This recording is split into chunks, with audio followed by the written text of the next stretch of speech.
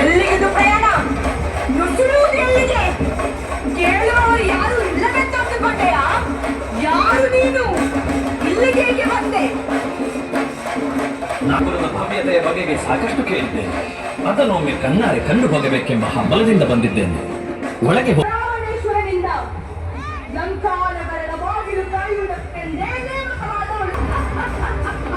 ಲಂಕೆಗೆ ನುಗ್ಗಲು ಬಂದ ಎಂತೆಂತಹ ವೀರರನ್ನೇ ಕಟ್ಟಿಗೆಯಂತೆ ಕಟಪಟ ಮುರಿದು 4 ದಿಕ್ಕುಗಳಿಗೆ ಎಸೆದವಳು ನಾನು. ನಿನ್ನನ್ನು ನನ್ನ ಕಾಲ ಹೆಬ್ಬರಳಿನಿಂದ ಒತ್ತಿ ಚಚ್ಚು ಬಿಡುತ್ತೇನೆ. ತೊಲಗಿಲ್ಲಿಂದ. ಎಲೆ ಮಾಯಾಗಿ ನನಗೀಗ ಲಂಕೆಯ ಅರಮನೆಯ ಉದ್ಯಾನವಷ್ಟು ವಿಹರಿಸಬೇಕೆಂದು ಮನಸ್ಸಾಗಿದೆ. ಒಮ್ಮೆ ಹೋಗಲು ಬಿಡು. ಎಲ್ಲವೂ ಹಠಮಾರಿ ಒತ್ತಡ. ಒಮ್ಮೆ ಹೇಳಿದರೆ ಅರ್ಥವಾಗುವುದಿಲ್ಲವೇನೋ? ನೀನು ನನ್ನ ಕೈಯಲ್ಲಿ ಸಾಯಲು ಸಿದ್ಧನಾದಂತಿದೆ. ನಿನ್ನ ಈ ಬೆದರಿಕೆಗೆ ನಾನು ಹೆದರುವವನಲ್ಲ. ನೋಡೀಗ ನಿನ್ನ ಕಣ್ಣೆದುರೇ ಒಳನುಗ್ಗಿ ಲಂಕೆಯ ಅಂಗಳವನ್ನು ಸೇರುವೆ. ಓಹೋ, ನೋಡಿಯೇ ಬಿಡೋಣ. ಆ ಮೊದಲೇ ನಿನ್ನ ಈ ಹಠವನ್ನು ಹೊಸಕಿ ಬಿಡುತ್ತೇನೆ. ಈ ಪ್ರಹಾರ. ರಾಮ ರಾಮ ರಾಮ.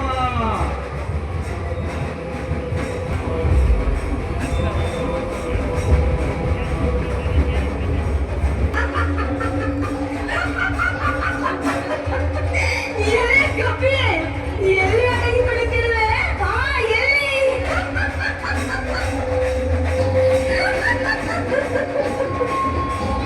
ಜೈ ಶ್ರೀರಾಮ್, ಜೈ ಶ್ರೀರಾಮ್.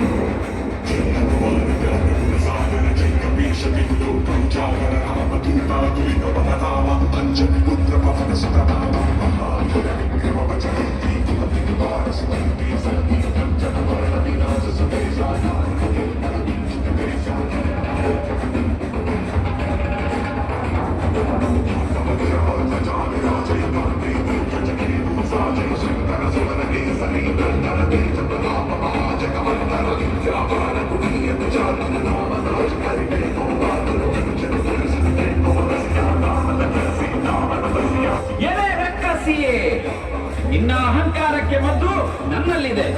ಇಕೋ ಗದಾ ಪ್ರಹಾರ. ಅಯ್ಯೋ,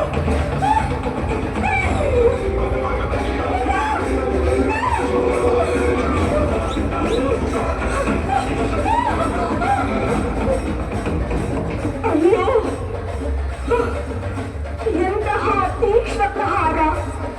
ನನ್ನ ಜೀವವೇ ಹೋಗಿ ಬಂದಂತಾಯಿತು.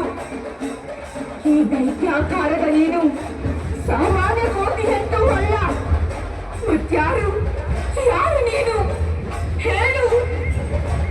ಕೇಳಿರಿ, ನಾನು ಅಯೋಧ್ಯಾಧಿಪತಿ ಶ್ರೀರಾಮಚಂದ್ರನ ಪರಮ ಶಿಷ್ಯ ಆಂಜನೇಯ. ರಾಮನ ಅಣತಿಯಂತೆ ರಾವಣನಿಂದ ಅಪಹರಿಸಲ್ಪಟ್ಟ ಸೀತಾಮಾತೆಯನ್ನು ಹುಡುಕಾಡುತ್ತಾ ಇಲ್ಲಿಗೆ ಬಂದವನಿದ್ದೇನೆ. ವಾನರ ರೂಪದಲ್ಲಿ ಓರ್ವ ಬಂದು ನನ್ನ ಗರ್ವವನ್ನು ಮುರಿಯುತ್ತಾನೆಂದು ಕಾಲ ನಿಯಮವನ್ನು ಯಾರೂ ಉಲ್ಲಂಘಿಸುವಂತಿಲ್ಲ. ಬಾಗಿಲು ತೆರೆಯುವೆ. ತೆರಳು ಕಪಿಶ್ರೇಷ್ಠ. ತೆರಳು.